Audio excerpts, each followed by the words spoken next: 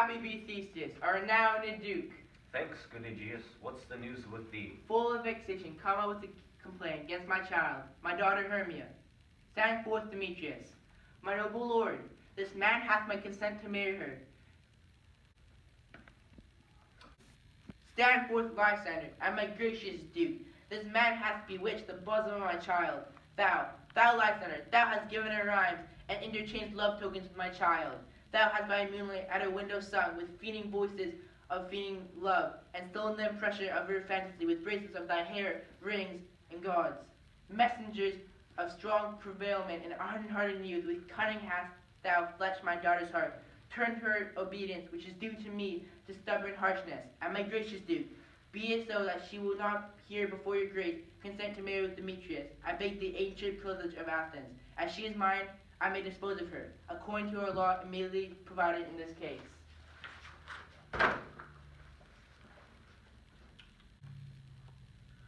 What say you, Hermia? Be advised, fair maid, to you your father should be as a god, one that composed your beauties, ye, and one to whom you are but as a form in wax, imprinted by him, and within his power to figure or disfigure it. Demetrius is a worthy gentleman. So is Lysander. In himself he is, but in this kind, wanting your father's voice, the other must be held the worthier. I would my father looked, but with my eyes. Rather, your eyes must with his judgment look. I do entreat your grace to pardon me.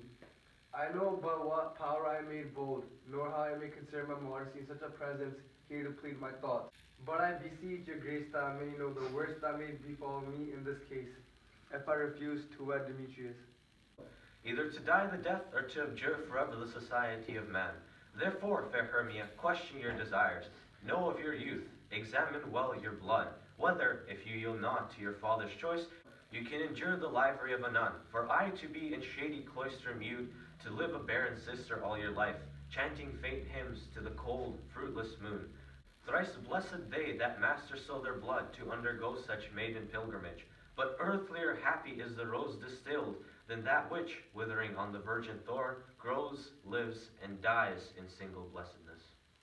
So will I grow, so live, so die, my lord, ere I yield my virgin patent up unto his lordship, whose unwished yoke my soul consists not to give sobriety.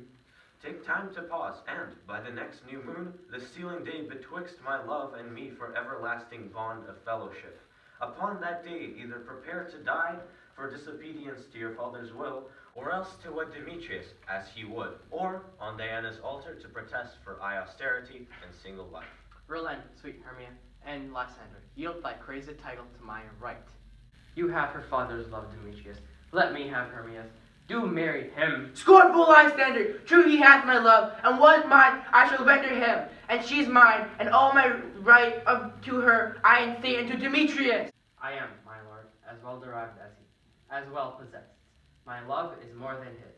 My fortunes every way as fairly right, if not with vantage, as Demetrius is. And, which is more than all these boasts can be, I am beloved of beauteous Hermia. Why should not I then prosecute my right?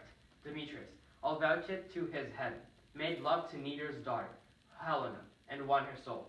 And she, sweet lady, devoutly dotes in idolatry upon despoted and inconsistent man. I must confess that I have heard so much, and with Demetrius thought to have spoke thereof, but, being overfull of self-affairs, my mind did lose it. But Demetrius, come, and come, Aegeus, you shall go with me. I have some private schooling for you both. For you, fair Hermia, look to arm yourself to fit your fancies to your father's will, or else the law of Athens yields you up, which by no means we may extenuate, to death or to a vow of single life. Demetrius and Aegeus, go along. I must employ you in some business against our nuptial, and confer with you of something nearly that concerns yourselves. With duty and desire we follow you. Let us go.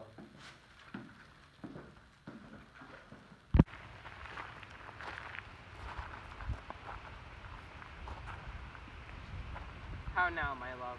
Why is your cheek so pale? How chance the roses there do fade so fast? Belike for a want of rain, which I could well beteem them from the tempest of my eyes. I me, for aught that I could never read, could ever hear by tale or history, the course of true love never did run smooth, but either it was different in blood, O cross, too high to be, after all too low.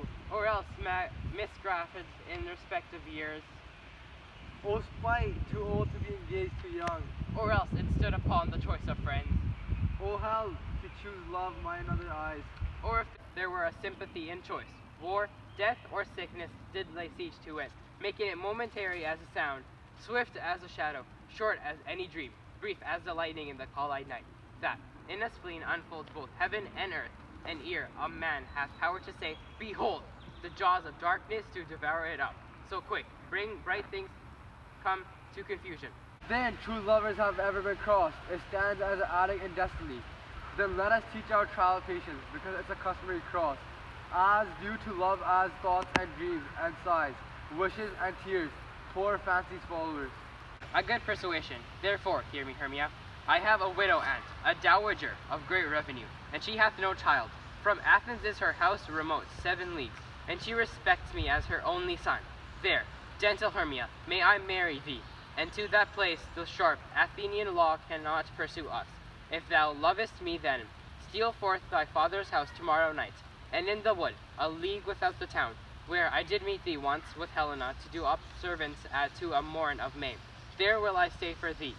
My good Lysander, I swear to thee by Cupid's strongest bow, by his best arrow with the golden head, by simplicity of Venus, and by the fire which burned the captain queen when the false Tryon underwood sail was seen, by all the vows that ever men have broke.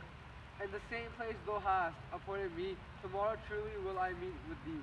He promised, love, we'll meet tonight.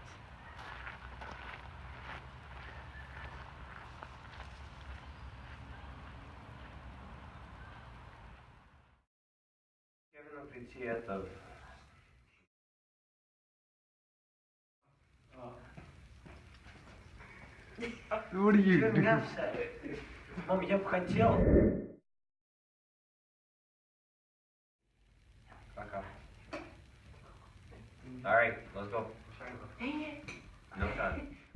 Let's go, Helena. Helena! You guys were. Oh my God, good shot. What happened? Oh my god. Don't look at John. Stable as I can.